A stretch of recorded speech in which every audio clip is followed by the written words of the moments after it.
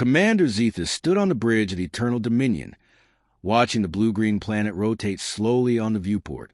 Earth, the third rock from an unremarkable yellow star. Primitive, defenseless, perfect. All battalions report ready. Commander, his second officer announced, mandibles clicking with anticipation. 3,000 warships in formation. Ground forces standing by. The invasion will begin on your order. Zethus allowed himself a moment of satisfaction. 17 worlds had fallen before the Krathon Empire. 17 civilizations had knelt or been destroyed. Earth would be the 18th and the easiest. Their scouts had confirmed it. No orbital defense platforms, no energy shields, no plasma cannons. The humans still use chemical propulsion. They were centuries behind. They don't even have a unified planetary government. Zethus mused aloud, studying the data streams. Hundreds of separate nations. Constant warfare among themselves. They'll surrender within days. His tactical officer histagreement. Our intelligence shows they possess nuclear weapons, Commander, but nothing capable of penetrating our shields. Their largest vessels are primitive exploration craft. This will barely qualify as a battle. Zethus clicked his claws together.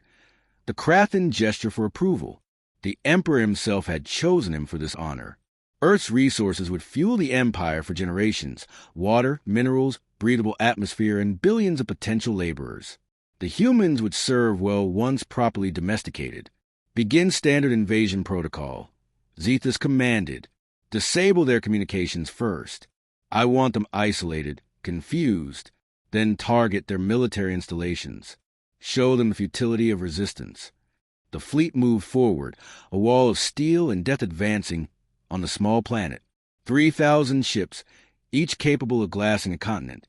The formation was perfect, overwhelming, beautiful in its inevitability. Then something changed. "Commander!" his sensor officer called out, confusion bleeding into his voice. "I'm detecting anomalies." "Explain." "The space around Earth. It's not empty. There are structures. Thousands of them. They weren't there a moment ago." Zethus felt his confidence waver. On screen, maximum magnification. The viewport shifted, and his blood went cold. Satellites. Not primitive communication relays. These were massive, angular constructs bristling with technology the Krathon database couldn't immediately identify.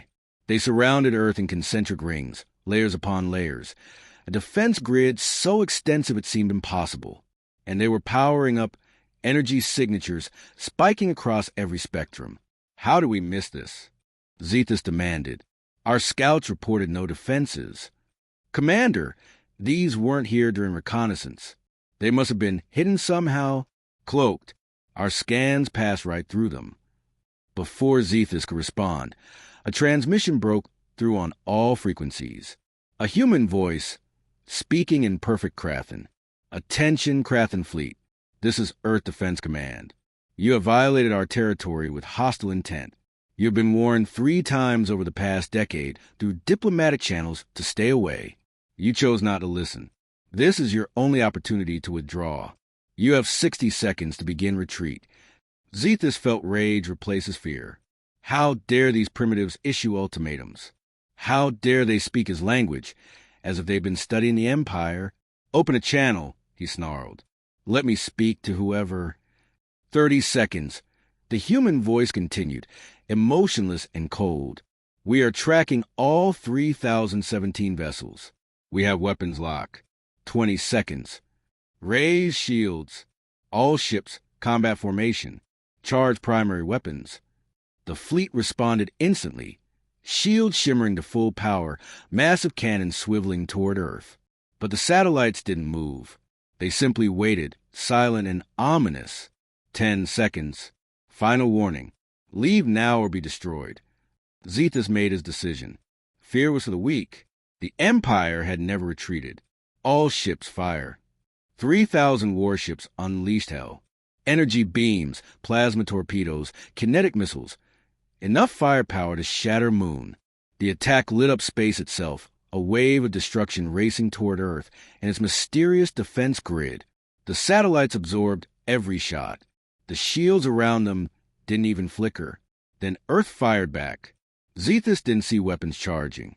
There was no build-up, no warning. One instant the satellites were dormant. The next, 3,000 beams of impossible light lanced outward, each one finding a target with mathematical precision. The Eternal Dominion shook violently as something punched through their shields like they were paper. Alarm screamed. Systems failed. Zethus grabbed the command console as gravity fluctuated wildly. Report. What hit us? Unknown weapon type. Energy output off our scales. Shields at 15%. Hull breaches on Deck 7 through 23. Zethus looked at the viewport and felt something he'd never experienced in battle. Pure, primal terror. The fleet was dying. Not slowly, not ship by ship in glorious combat. Simultaneously, instantly. Every vessel had been struck at the same moment by weapons that shouldn't exist, couldn't exist. Hulls were rupturing. Ships were breaking apart. Explosions bloomed across the formation like deadly flowers. In less than 5 seconds, the largest invasion force in Krathon history had been reduced to scrap and corpses. The Eternal Dominion was dying too. Life support failing. Power cascading offline. Zethus could hear his crew screaming, could smell the acrid stench of melting circuitry. The human voice returned, still calm, still emotionless. You were warned. Your fleet is disabled. Rescue pods will be permitted to launch. You will be collected, treated according to interstellar law, and returned to your territory. Deliver this message to your emperor. Earth is not interested in war. But if you come for us again, there will be no survivors. No warnings. No mercy. Stay away. The transmission ended. Zethus collapsed into his command chair, watching his fleet burn. 3,000 ships. Gone in seconds. Not defeated. Obliterated. And the terrifying part? Earth's weapons had powered down immediately after firing, as if the annihilation of an Imperial Armada was barely worth the energy expenditure, as if they'd been holding back. Testing. Abandoned ship, Zethus whispered. All hands, abandoned ship. As escape pod began launching into the void, one thought consumed him. What else were the humans hiding? The Emergency Council convened within hours of the fleet's destruction. Emperor Vroctus sat upon his obsidian throne, surrounded by holographic projections of his highest generals, admirals, and intelligence ministers. The throne room of the Imperial Palace had witnessed celebrations of conquest for 3 generations. Today, it bore witness to humiliation. Explain, Vroctus said, his voice dangerously quiet. Explain how 3,000 warships were destroyed in 5 seconds by a species that shouldn't possess faster-than-light travel. Grand Admiral Korthak stepped forward, his ceremonial armor stripped away, replaced by the plain uniform of disgrace. Your Majesty, we underestimated them catastrophically. The humans have technology decades, perhaps centuries beyond our own. Their weapons are impossible. Military scientist Drenthus interrupted, projecting data across the chamber. I've analyzed a recording from the surviving pods. The energy signatures don't match any known weapon type. The precision was perfect. Every shot hit simultaneously across a space encompassing millions of cubic kilometers.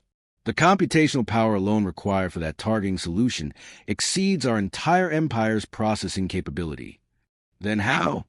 Vroctus demanded. How does a world without interstellar colonies possess such weapons? Where did they come from?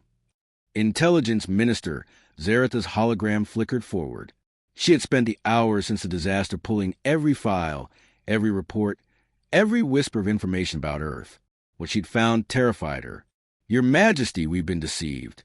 Not recently, for decades, perhaps longer. She gestured, and images filled the air. Our first scouts encountered Earth 70 years ago. They reported a primitive civilization, industrialized but planet-bound. Every subsequent survey confirmed this assessment. But I've discovered something disturbing in our archive data. The images shifted, showing survey timestamps.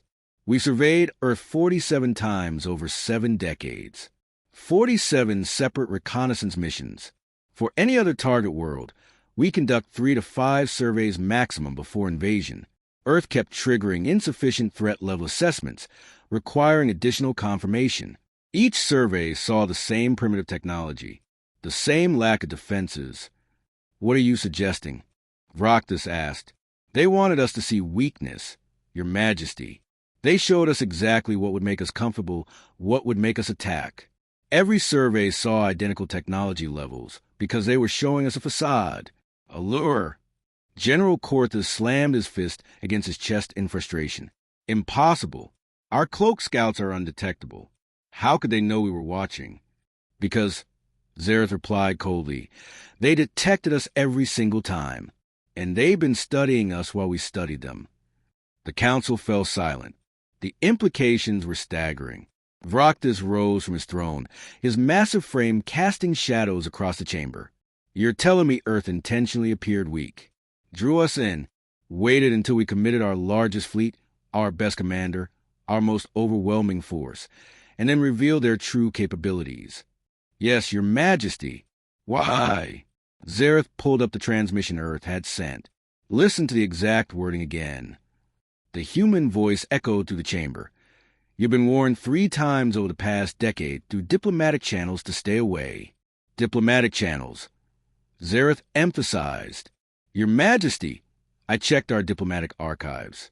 3 messages were received from Earth over the past 10 years.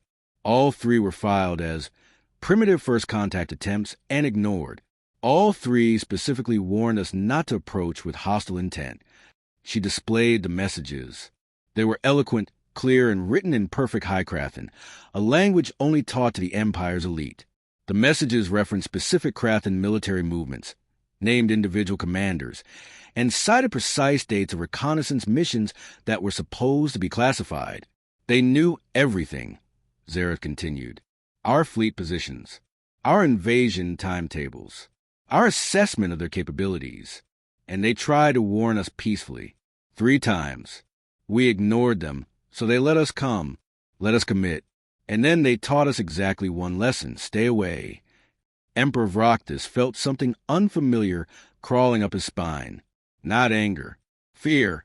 "What do we know about their actual capabilities?" he asked quietly. Drenthus pulled up the technical analysis. "Based on the attack, their energy generation exceeds ours by orders of magnitude. Their targeting systems operated at faster-than-light speeds. They weren't predicting our positions. They were seeing them in real time across vast distances simultaneously. Their shields absorbed our full barrage without strain. And most disturbing," he paused, mandibles trembling, "most disturbing, Your Majesty, is what they didn't use. Analysis of their satellite grid shows massive sections that never activated, weapon ports that never opened, entire defense layers that remained dormant. They destroyed our fleet using approximately 8% of their visible defense network. 8%. The council chamber erupted in worried chatter. Vroctus silenced them with a gesture. "What else have we learned about them?" Zareth displayed new intelligence. "I've been analyzing human cultural broadcasts. They don't encrypt them. They send them openly into space. Entertainment, news, information. Your Majesty, humans are strange. They're aggressive, yes, but not toward outsiders. Toward each other. Their history is endless warfare, but it's all internal. Nation against nation, ideology against ideology. They've nearly destroyed themselves multiple times. Then they're unstable, dangerous. More than that, Your Majesty, they're creative.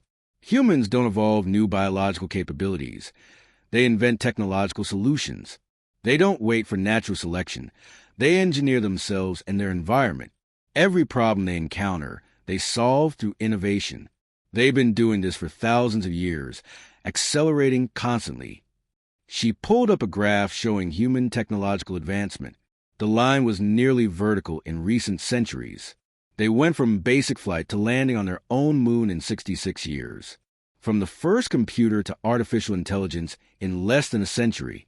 From splitting the atom to fusion reactors in decades.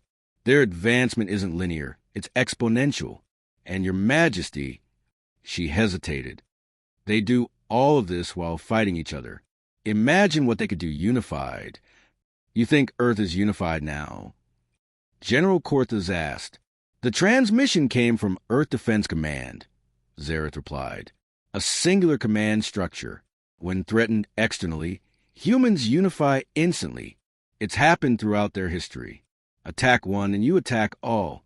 And now we've attacked all of them. Emperor Vroctus sat back down slowly. His empire had conquered 17 worlds. 17 species had surrendered or been destroyed. But every one of those species had been weaker than the Krathon. Earth was different. Earth had been stronger all along and had simply chosen not to reveal it until the exact right moment.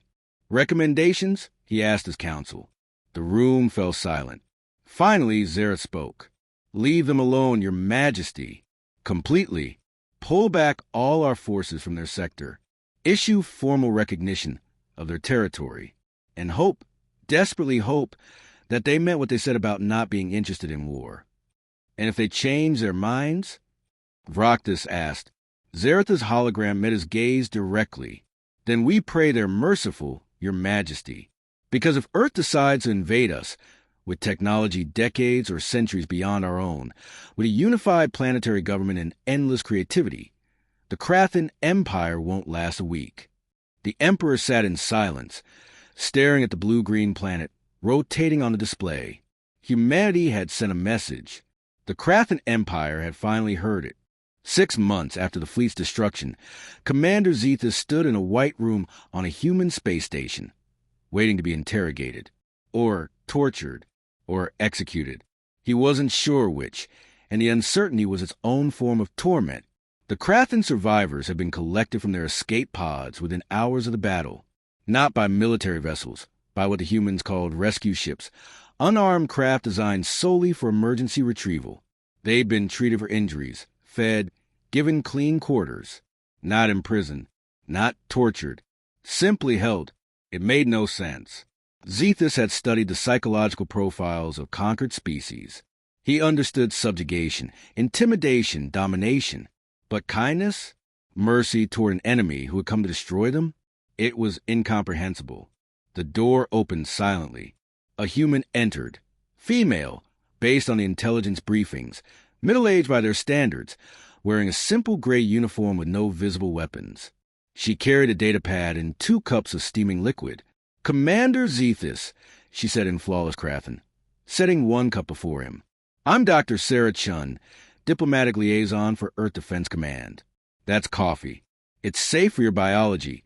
We've been studying Krathon physiology for quite some time. You might find it bitter, but many species enjoy the stimulant properties. Zethus stared at the cup, then at her. You speak my language. We speak 1,700 languages on Earth alone, Chin replied, sitting across from him. Learning one more wasn't difficult. We've been listening to your broadcast for 70 years. Your grammar is actually quite logical once you understand the root structure. You've been spying on us. We've been aware of you, yes, as you've been aware of us. She sipped her own coffee calmly. The difference is we never sent invasion fleets to your territory. Zethus felt his mandibles click in anger, but forced himself to remain calm. Then what do you want?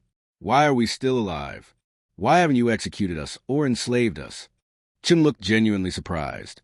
Because you're prisoners of war, Commander, under the Galactic Conventions of Armed Conflict, which your empire signed but apparently doesn't follow. POWs must be treated humanely, given medical care, and eventually repatriated. We're holding you until diplomatic arrangements can be made with your government for your return. You're sending us back? Of course. The war is over. You lost. We won. No need for further bloodshed. She leaned forward slightly. Commander, may I ask you something? Did you genuinely believe we were defenseless? Or did you simply not care? The question hung in the air. Zethus considered lying, then realized there was no point. These humans had known everything about his fleet's approach. They'd probably analyzed every communication, every tactical decision. We believed you were primitive, he admitted. Our scouts reported no significant defenses, no advanced technology. You appear to be centuries behind us militarily, and that made us acceptable targets. That made you inevitable. The Empire expands. It's what we do. Worlds either join willingly or are conquered. There is no third option. Chin nodded slowly, as if this confirmed something. That's what we thought. Your empire operates on the assumption that might makes right. The strong dominate the weak. It's a common pattern we've seen in our own history. Then you understand. Oh, we understand perfectly, Chin said, but her tone had hardened. We understand because we've lived it. For thousands of years, humans conquer each other using exactly that logic. The strong took from the weak. Empires rose and fell. Millions died. And eventually, we learned something your empire hasn't yet grasped. What? That strength without wisdom is just violence. That conquest creates enemies, not stability. That real power isn't the ability to destroy. It's the ability to restrain yourself from destroying when you could. She pulled up a holographic display, showing the battle. We could have obliterated your fleet completely, Commander. Every ship, every pod, every life. Instead, we disabled your vessels and let you evacuate. Do you know why? Zeta said nothing. Because we wanted you to deliver a message. Not through diplomatic channels that your emperor ignores, but through survivors. Through people who saw what we could do and chose not to do. We want your empire to understand that Earth isn't weak. We're patient.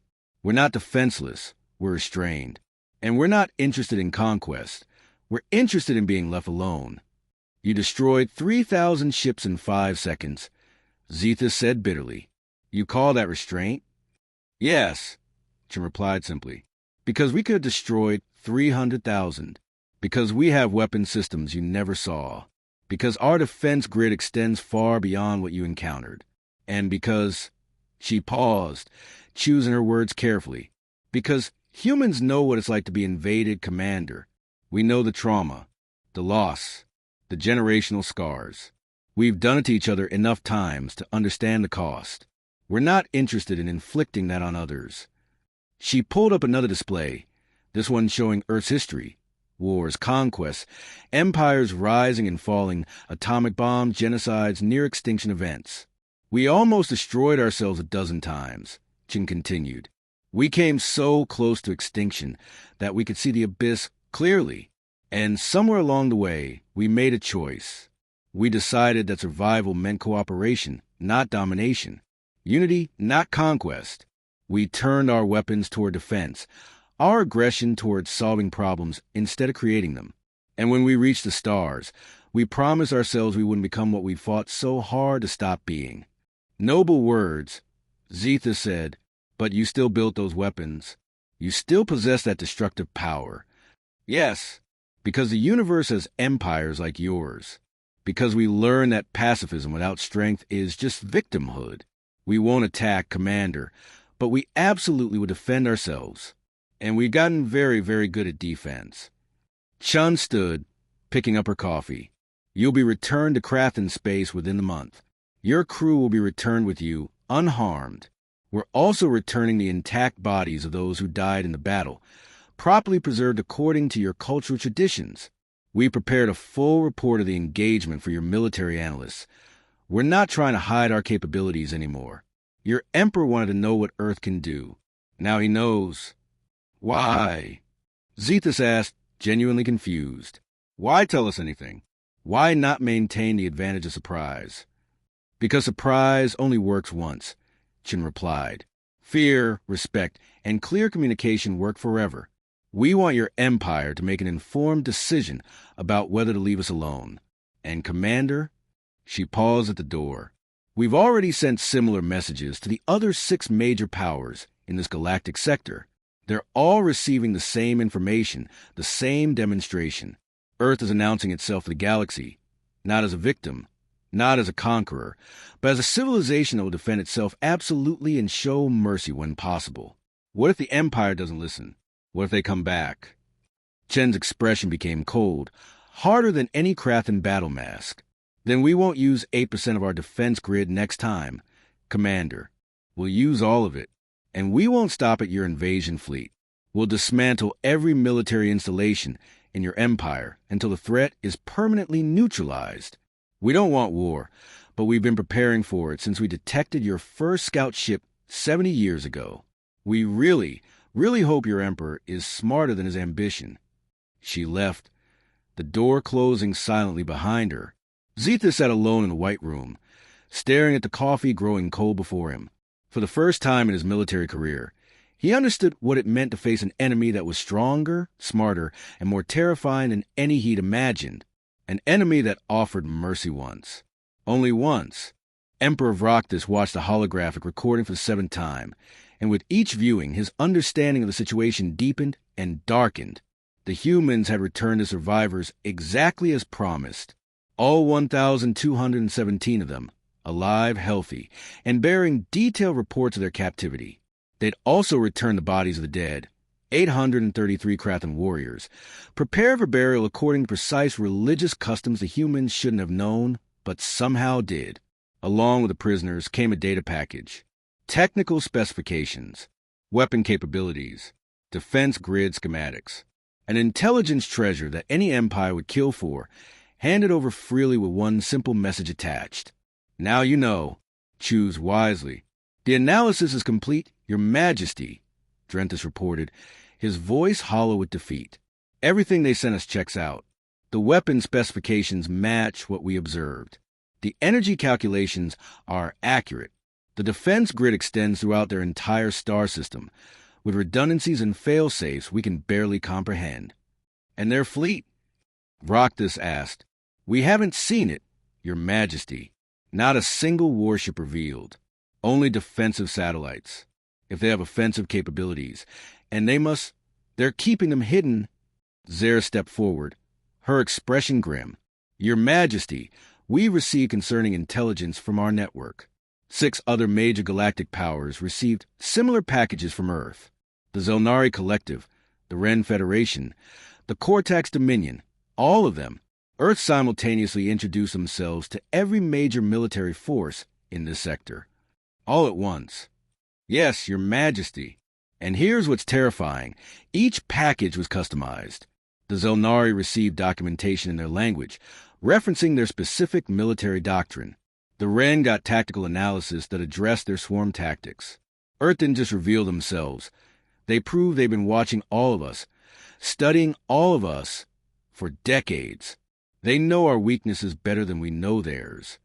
General Corthus slammed his fist on the tactical display. This is a power play. They're trying to intimidate the entire sector simultaneously. Your Majesty, we cannot show weakness. If we accept this humiliation, every minor species in our territory will see us as vulnerable. The Empire will fracture. The Empire will die if we attack Earth again, Zareth countered sharply. General, did you read Commander Zethus' report? The humans told him directly. Next time, they won't stop at destroying our fleet. They'll dismantle our entire military infrastructure. And based on what we've seen, they can do it. Then what do you suggest? Vroctus demanded. That we bow? That we acknowledge Earth as superior? That we shrink our territory and hope they don't decide to expand theirs? I suggest, Zara said carefully, that we do what we've never done before. We negotiate. We establish formal diplomatic relations. We respect their territorial boundaries and hope they respect ours. Hope. Corthus spat. The Empire doesn't operate on hope. Then what does it operate on now, General? Zara shot back. We sent our greatest fleet against what we thought was a primitive world. They swatted us aside like insects. Every assumption we've made about galactic power dynamics just shattered. The humans aren't playing by our rules. They're not playing by anyone's rules. They redefine what's possible. Vroctus stood and walked to the massive viewport overlooking his capital world. Billions of Krathon lived below, citizens of an empire that seemed eternal, invincible. Now that certainty had been stripped away by a single species that had hidden in plain sight for 70 years. What do the other powers plan to do? He asked quietly. The Zelnari Collective has already sent diplomatic envoys to Earth, Zareth reported. Trade negotiations, non-aggression treaties, cultural exchanges. They're treating Earth as an equal power immediately. The Ren Federation is doing the same. Even the Cortax Dominion, the most militaristic empire in the sector, has pulled back their border fleets and is requesting formal dialogue. They're all afraid, Corthus said bitterly. They're all realistic, Zara corrected. Earth proved they can destroy any fleet that threatens them. But they also prove they'll show mercy and return prisoners. That's unprecedented, Your Majesty. Most civilizations with that kind of power would use it to conquer. Earth is using it to establish boundaries. Vroctus turned back to his council. Play the message again, the one they sent with the prisoners. Zareth complied. The holographic display activated, showing a different human this time. Older, male, with gray hair and steady eyes. He wore a formal uniform with insignia that indicated high rank. I am Admiral James Okonkwo, Supreme Commander of Earth Defense Command. The human said in perfect High Krathon. This message is for Emperor Vroctus and the ruling council of the Krathon Empire. 6 months ago, your fleet entered our territory with hostile intent. We defended ourselves. We could have destroyed you completely. We chose not to. This choice was deliberate, and it comes with conditions. The Admiral's expression hardened.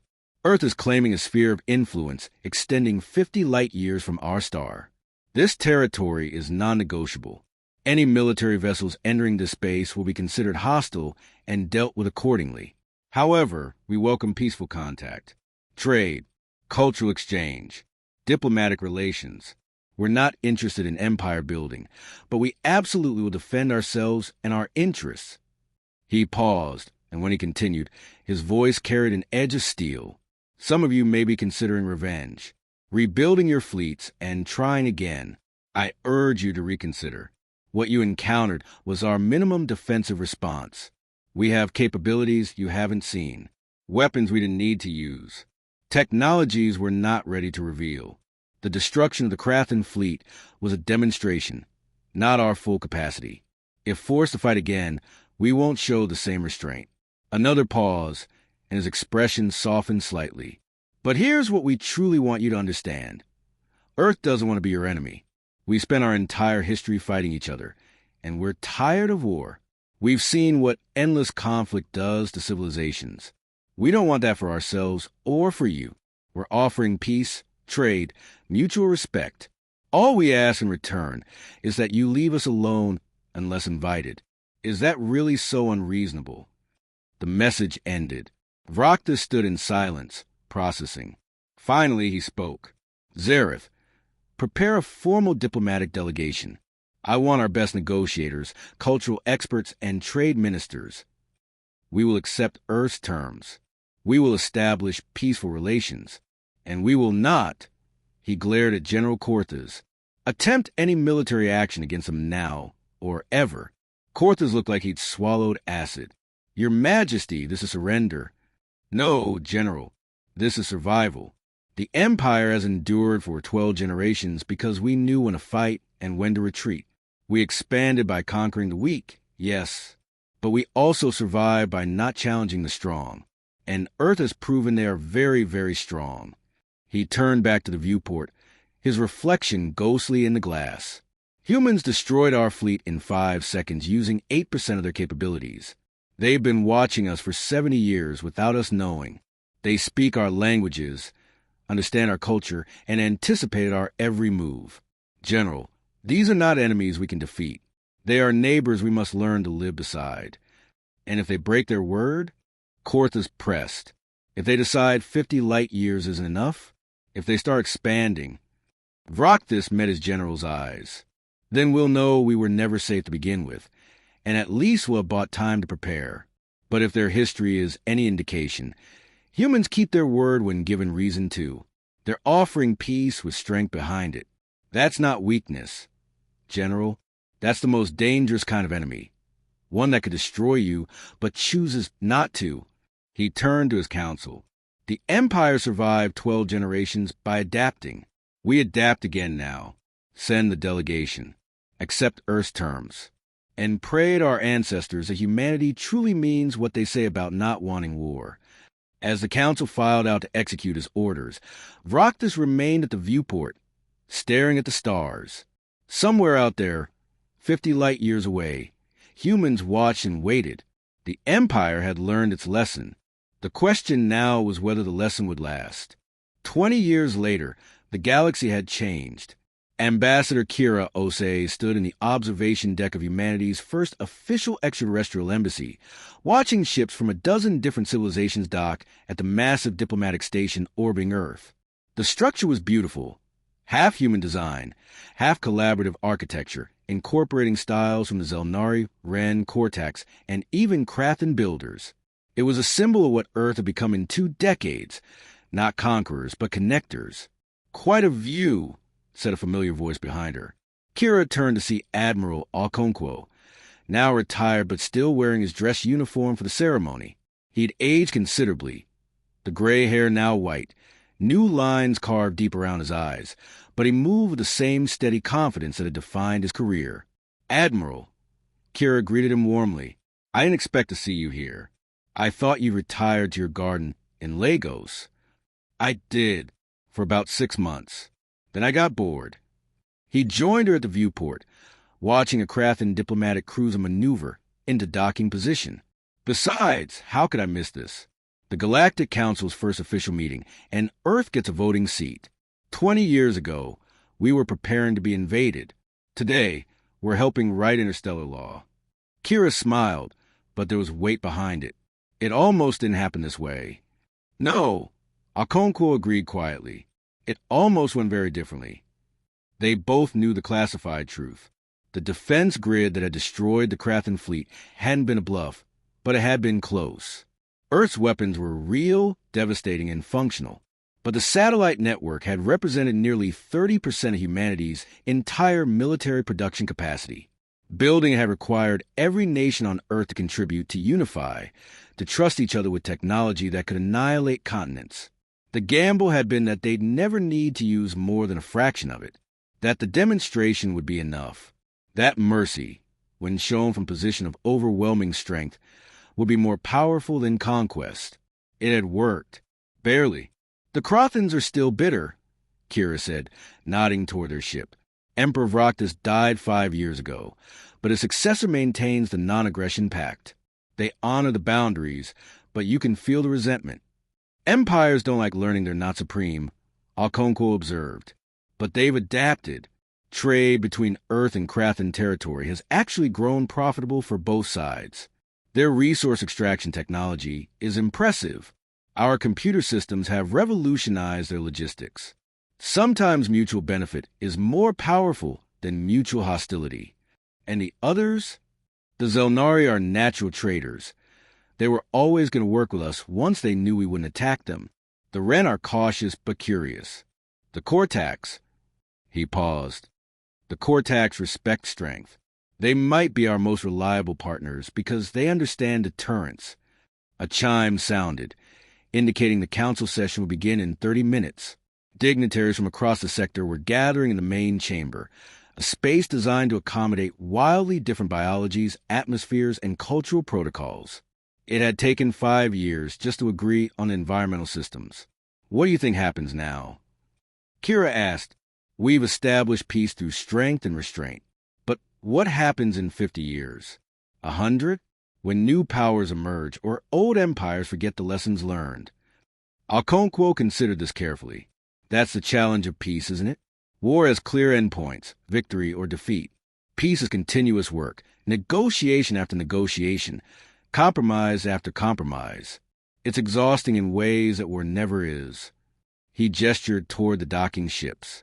"But look at that, Ambassador. 20 years ago, half of those civilizations had never communicated with each other except through threats. Now, they're sitting down together to discuss trade routes, territorial disputes, environmental protocols. It's messy and frustrating, and sometimes I want to scream at the inefficiency of it all, but it's better than the alternative." "You sound like you're trying to convince yourself." "Maybe I am," he admitted with a slight smile. "I'm a military man, Kira. I understand force strategy, clear objectives. Diplomacy is murkier, but I've seen what war costs. I've watched good people die, for bad reasons. If talking can prevent that, even frustrating, endless, complicated talking, then it's worth it." They walked together toward the council chambers, joining the flow of diplomats, translators, and security personnel moving through the corridors. The diversity was stunning. Beings of different sizes, shapes, biologies, all navigating a shared space with remarkable civility. "Can I ask you something honestly?" Kira said as they walked. "The demonstration 20 years ago. If the Krathons had kept coming after we destroyed their fleet, if they'd sent another wave, or if multiple empires had attacked simultaneously, could we have actually stopped them?" Alconquo was quiet for a long moment. "Then, yes, but it would have cost us everything we've built since. We'd have won the battles and lost ourselves in the process. The weapons exist, Ambassador. The capability is real. But using them, truly using them without restraint, that would have required us to become what we were trying to prevent. We'd have survived, but we wouldn't have been human anymore. Not in any way that matters." They reached the entrance to the council chamber. Inside, the vast circular space was filling with representatives from across the sector. The seating was arranged in concentric circles, no position elevated above any other, a deliberate design choice that had itself required weeks of negotiation. Earth's representative should take her seat. Alconquo said gently, "History is waiting." Kira took a breath, straightened her formal robes, and walked into the chamber. The conversations dimmed as she entered, not from fear, but from respect. Earth's seat was marked with humanity's chosen symbol, not a weapon or flag, but an image of their planet as seen from space, blue and green and fragile. She sat down, and one by one, the other representatives took their positions. Krathon, Zelnari, Ren, Cortax, species humanity had never encountered until recently, and those they've been monitoring for decades, all gathered in one space, by choice rather than conquest. The session began with formal protocols, translation systems ensuring every word was understood by every species present. The first item on the agenda was mundane, establishing common safety standards for shared shipping lanes. Not glamorous, not exciting, just the practical work of civilizations learning to coexist. But as Kira participated in the debate, offering Earth's perspective on navigation protocols, she realized something profound. This was the victory, not the dramatic destruction of a fleet, not the fear inspired by overwhelming weapons, but this, the boring, complicated, essential work of peace. Outside the chamber, Alconquo watched through an observation window, arms crossed, expression contemplative. A younger officer approached, Commander Sarah Chen's daughter, now a captain herself. "Admiral, the defense grid reports all systems nominal. No threats detected in any monitored sector. It's been 17 days since the last proximity alert, and that was just a commercial vessel with a faulty transponder." "Good," Alconquo replied. "Boredom is exactly what we want from the defense grid." "Sir, can I ask, do you think we'll ever actually need it again? Full deployment like with the Krathons?" Alconquo turned to face her, and his expression was serious. "I hope not, Captain. I genuinely hope not. But hope isn't strategy. We maintain the capability because the moment we don't, someone will test us. Strength enables diplomacy. The threat of what we could do allows us to do what we prefer: talk, trade, cooperate. And if talking fails, then we do what we've always done." Alconquo said quietly, "We protect ourselves and those who can't protect themselves. But we do it as a last resort, not a first option. That's the difference between us and the empires that came before." Inside the chamber, the debate continued. Proposals were made, amended, voted on. Compromises were reached. Small steps toward larger cooperation. It wasn't dramatic. It wouldn't be remembered as a pivotal moment in history. But it was exactly what humanity had fought for: the right to exist without fear, to engage with the galaxy on equal terms, to prove that strength without conquest was possible. The Krathon delegate stood to speak, offering a technical solution to the navigation issue that was actually quite brilliant. The Zelnari representative seconded it. Earth's ambassador, Ose, added a refinement. The proposal passed unanimously. High above Earth, the defense satellites maintained their silent vigil, power but dormant.